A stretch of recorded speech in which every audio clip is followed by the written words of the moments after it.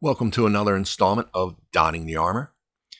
This morning we will be in Genesis chapter 26, starting at verse 17. Then Isaac departed from there and pitched his tent in the land of Gerar, the valley of Gerar, and dwelt there. And Isaac dug again the wells of water which they had dug in the days of Abraham his father, for the Philistines had stopped them up after the death of Abraham. He called them by the names which his father had called them. So Abimelech asked the king of the Philistines, asked Isaac to leave because he was getting too big. His flocks were too big. He was becoming too powerful to be near them. He was starting to become a risk almost.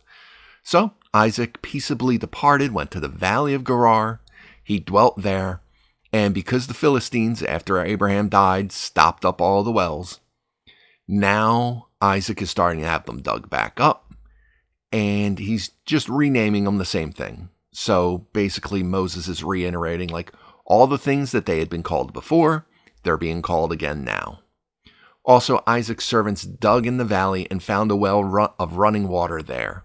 But the herdsmen of Gerar quarreled with Isaac's herdsmen, saying the water is ours. So he called the name of the well Esek, because they quarreled with him. Then they dug another well, and they quarreled over that one also. So he called its name Sitnah. And he moved from there and dug another well, and they did not quarrel over it. So he called its name Rehoboth, because he said, "For now the Lord has made room for us, and we shall be fruitful in the land." God had promised fruitfulness in the land. He had promised them prosperity. He's seen a lot of it. But as you can see, Isaac isn't looking for quarrels. He's not looking for conflict. So every time the herdsmen of Gerar, the people of Abimelech, came and said, "Hey, this water is ours," he just moves on. He doesn't fight over it. He just continues to move. And when they allowed him to move far enough away, which is probably what the issue was, every time he found a new well, they probably figured, look, you're still too close to our land. So he moved and finally says, look, now this is where we can be. We can be fruitful. But then from there, he went up from there to Beersheba. And the Lord appeared to him the same night and said, "I am God, the God of your father Abraham. Do not fear, for I am with you. I will bless you and multiply your descendants for my servant Abraham's sake." So he built an altar there and called on the name of the Lord. And he pitched his tent there, and there Isaac's servants dug a well. You know, I probably might have said this before, but in one of the previous episodes, but I see a lot of condemnation online for different churches and the way they're built. And, you know, these churches don't look like the mighty cathedrals of the Gothic era, which are unbelievably beautiful. The iconography, which some people will call idolatry, but I'm sorry, if I can look at the Sistine Chapel, I'd rather look at that, whether it's idolatrous or not, whether you're that legalistic or not. It's a beautiful iconography of something that praises and worships the Lord. But at the same time, you look at this all throughout the Old Testament, you will see these fathers of the faith building an altar. This is not some opulent gold, brass, bronzed altar that is beautiful to behold. It's a couple stones piled on top of each other. It's nothing serious to look at. It's just a reminder of the blessings of the Lord and a place to call on his name so that you can say, here I spoke with the Lord. This is the altar I'm putting. It's nothing special because the Lord doesn't need us. He doesn't need our riches. He desires our praise because he created us. And in that way, he is the only one worth worshiping, because that's what worship is. It's about praising one who is worthy. And only the Lord is worthy of our praise. So whether you worship the Lord in a beautiful cathedral, or you worship him in what looks like a converted Rite Aid, if you are with fellow believers, true believers who truly place their trust in the Lord and worship with their heart and do it from here properly, then that's all you really need. You need the presence of the Lord, sound teaching, the Word of God. You don't need the beauty. The beauty's an addition, not a necessity. Then Abimelech came to him from Gerar with Ahazeth, one of his friends, and Pichal, the commander of his army. And Isaac said to them, "Why have you come to me, since you hate me and have sent me away from you?" That's a bit hyperbolic. They never said they hated him. They just said, "Look, you're getting too big. Please go move somewhere else." But they said, "We have certainly seen that the Lord is with you." So he said, "Let there now be an oath between us, between you and us, and let us make a covenant with you that you will do us no harm, since we have not touched you, and since we have done nothing to you but good and have sent you away in peace. You are now blessed of the Lord." And that's kind of true. He's grown so big. They're basically saying, let's make a peace treaty. Let's make a covenant of peace so that way you don't try to attack us because we didn't touch you. You lied about your wife, and we didn't even touch you there. We didn't touch you. We didn't touch your wife. We didn't attack you. We didn't persecute you. It's just when you got too strong, we asked you to leave. You are abundantly blessed. So how about we come to our own peace accord? So he made them a feast, and they ate and drank. Then they arose early in the morning and swore an oath with one another. And Isaac sent them away, and he departed from him in peace. So Isaac, once again, looking to avoid conflicts, just follows the Lord. He does what he needs to do. He swears an oath, and then they depart in peace. It came to pass the same day that Isaac's servants came and told him about the well which they had dug, and said to him, "We have found the water. We have found water." So he called it Sheba. Therefore, the name of the city is Beersheba to this day. Now, we did read earlier, he went up to Beersheba. So people will go, okay, well, when did it get named? Well, once again, we need to understand that these names are being written by Moses. I personally think also, in a way, re-edited by Joshua, who is Moses' direct disciple, because that way the people of that time knew. Because to this day is not the day in which we are living. It is the day in which they were living. So this is the moment it's called Beersheba. It is either named or renamed Beersheba. This is where the city itself is built.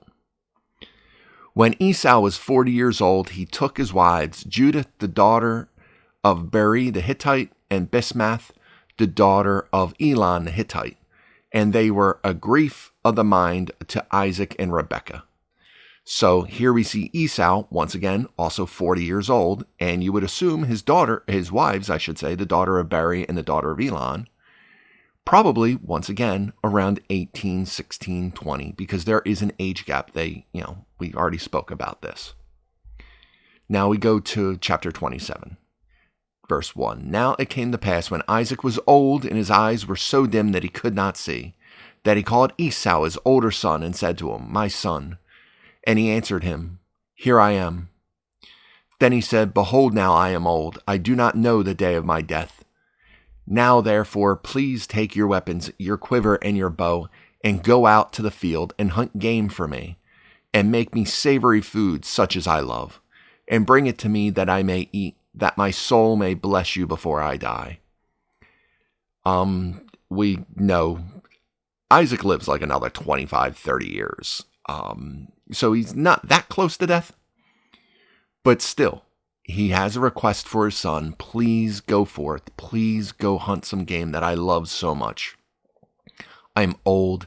Maybe at this point he might have been sick with something. Maybe he's not feeling well. Maybe at this point in his life, he just finds it hard to get around. So maybe it does feel every day as if he's coming closer to his death. Now, Rebekah was listening when Isaac spoke to Esau, his son. And Esau went to the field to hunt game and to bring it. So Rebekah spoke to Jacob her son, saying, Indeed, I heard your father speak to Esau your brother, saying, Bring me game and make savory food for me, that I may eat it and bless you in the presence of the Lord before my death. See, now we're going to get to something we saw with Abraham and Sarah.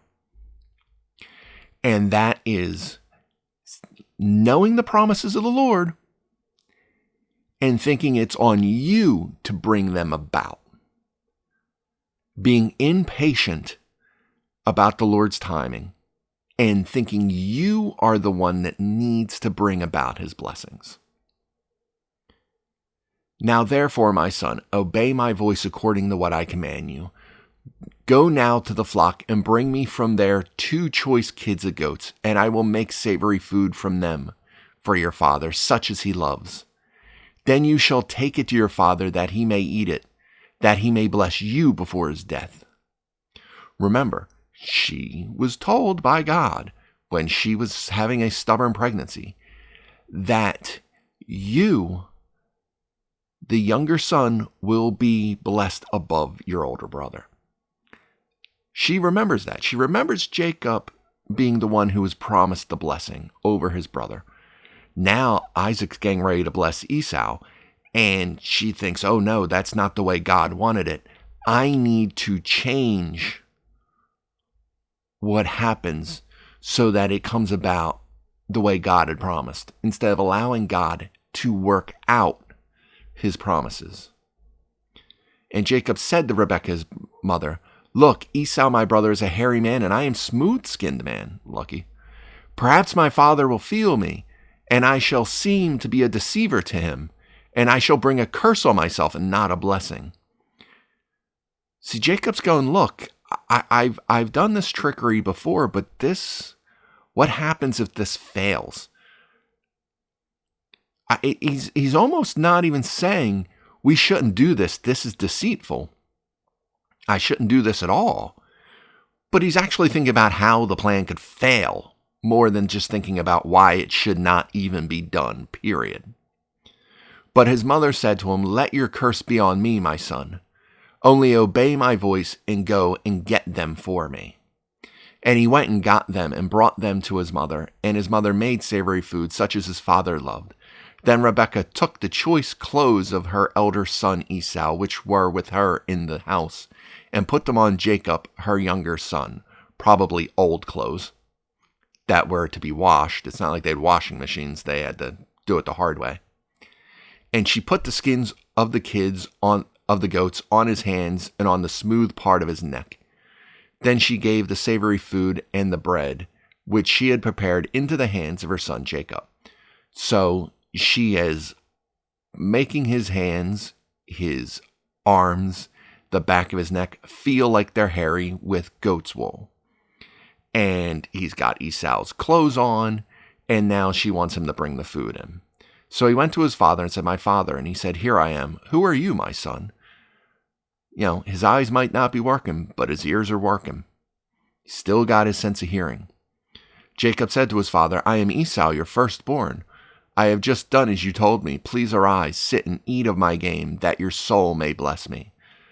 But Isaac said to his son, How is it that you have found it so quickly, my son?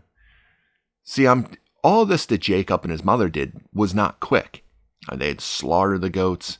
They had to skin the goats. They had to prepare the meal. There's a lot they had to do. But hunting takes even longer because you had to actually go out, locate the game, the animal. Then you would have to track it, be able to kill it. Then you'd have to do all the things they already did. So that's why Isaac's saying, wait a minute, how did you do this so quickly? And he, being Jacob, said, Because the Lord your God brought it to me. So he's saying, because the Lord blessed me with it. So not only is he now lying to his father, he's now bringing God into his lie. This is what you would call, in a way, taking the Lord's name in vain. It's not really simply cursing. It is making the Lord's name empty, because that's what vanity is. It's emptiness. He is saying that the Lord blessed me. The Lord had no blessing in this whatsoever. He had no part in it. This is the deceit of man, not the blessing of the Lord. Isaac said to Jacob, "Please come here near, that I may feel you, my son, whether you are really my son Esau or not." So Isaac knows something's up, but his eyes, he can't prove it. So Jacob went near to Isaac, his father, and he felt him and said, "The voice is Jacob's voice, but the hands are the hands of Esau." And he did not recognize him because his hands were hairy like his brother Esau's hands, so he blessed him. So Isaac knows something's up. He doesn't trust something, but he also might be thinking maybe his ears are starting to go as well as his eyes. But he blesses him, and then he says, "Are you really my son Esau?" And Jacob replies, he said, "Yes, I am." He said, "Bring it near to me, and I will eat of my son's game, so that my soul may bless you." So he brought it near to him, and he ate it. And he brought him wine, and he drank. And then his father Isaac said to him, "Come near now, and kiss me, my son." And he came near and kissed him, and he smelled the smell of his clothing, and blessed him, and said, "Surely the smell of my son is like the smell of the field which the Lord has blessed. Therefore may God give you of the dew of heaven, of the fatness of the earth, and plenty of grain and wine. Let people serve you, and nations bow down to you. Be master over your brethren, and let your mother's sons bow down to you. Cursed be anyone who curses you, and blessed be those who bless you." So even went as far as to smelling him, because now he's trying to get, without his eyes, trying to use every other sense he possibly can to gather whether or not he's deceived, because he can feel that he's being deceived in a way, but he can't prove it. Now it happened as soon as Isaac had finished blessing Jacob, and Jacob had scarcely gone out from the presence of Isaac his father, that Esau his brother came in from hunting. He also had made savory food, and brought it to his father, and said to his father, "Let my father arise and eat of his son's game, that your soul may bless me." And his father Isaac said to him, "Who are you?" So he said, "I am your son, your firstborn Esau." Then Isaac trembled exceedingly and said, "Who? Where's the one who hunted game and brought it to me? I ate all of it before you came, and I blessed him, and indeed he shall be blessed." So now he knows his first instinct was correct, that he was being deceived. And now he's saying, "Where is the one who deceived me? Because I gave him my blessing." And back then, blessings weren't something like, you just take it back and say, "You know what, forget that, I'm going to bless you now." They took this stuff very seriously, as we should, and kind of don't. But it was very serious to these people in this culture as they walked with God. When Esau heard the words of his father, he cried with an exceedingly great and bitter cry, and said to his father, "Bless me also, O my father." But he said, "Your brother came with deceit and has taken away your blessing." You couldn't just take the blessing back. To that culture, that's what it was. They blessed, that's where the blessing went. And Esau, who despised of his birthright, he despised his birthright, now sees what he had given away, what he had despised and not wanted. As he's grown older, he now sees how important it was to him, and why he should have treated it rightly in the beginning. And Esau said, "Is he not rightly named Jacob? For he has supplanted me these 2 times. He took away my birthright, and now look, he has taken away my blessing." And he said, "Have you not reserved a blessing for me?" Is he not rightly named Jacob? Saying, you named him properly, didn't you? He is snatching my heel at every opportunity. He is tripping me up every time he has a chance. He tricked me out of my birthright. Now he's stolen my blessing. And he's asking Isaac, do you not just have a blessing for me? Were you only going to bless me? Do you have the blessing for me that you were going to give to Jacob? Then Isaac answered and said to Esau, "Indeed, I have made him your master, and all his brethren I have given to him as servants. With grain and wine I have sustained him. What shall I do now for you, my son?" He's like, "I gave him everything I could possibly give him. I gave him you. I said that he would be the master over you, that he would be my heir, that everyone would be a servant unto him, and that he would have all the grain and all the wine and everything he needed for sustenance. What do I even have left? And Esau said to his father, have you only one blessing, my father? Bless me also, O my father. And Esau lifted his voice up and wept. Then Isaac his father answered and said to him, behold, your dwelling shall be the fatness of the earth, and the dew of heaven above. By your sword you shall live, and you shall serve your brother. It shall come to pass when you become restless that you shall break his yoke from your neck. So it's almost as if he's saying, you're going to be your brother's servant, but you're going to become tired of it, and you will rebel. Not exactly a great blessing in a way. So Esau hated Jacob because of the blessing with which his father blessed him. And Esau said in his heart, the days of mourning for my father are at hand. Then I will kill my brother Jacob. So he's saying the days of mourning for my father. So my father's death is at hand, but once Isaac dies, Jacob dies. I won't kill my brother while my father's alive, but as soon as my father dies, I'm coming for my brother. And the words of Esau, her older son, were told to Rebekah. So she sent and called Jacob, her younger son, and said to him, surely your brother Esau comforts himself concerning you by intending to kill you.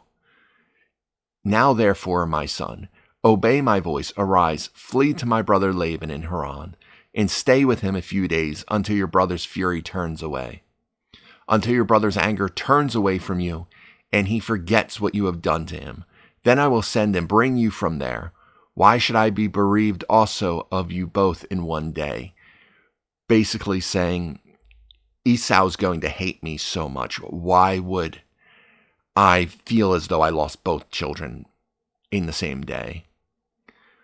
But Jacob said, what happens if we're caught and we are cursed instead? And Rebekah said, let it be upon me. She intends to send him away to Laban in Haran for a few days, for a short period of time. This is the last time him and his mother will ever speak. She will not live to see his return in 20 years. We need to watch not just what we say, but what we do and how we treat others. We need to understand that we don't always have a tomorrow. That the Lord has provided today for us. And we need to treat today like it is not our last, as in, oh, throw everything to the wind, it's our last day. Eat and be merry, for tomorrow we die. Not that. But we need to treat today as the blessing it is. Because that's what the Lord has provided for us this day.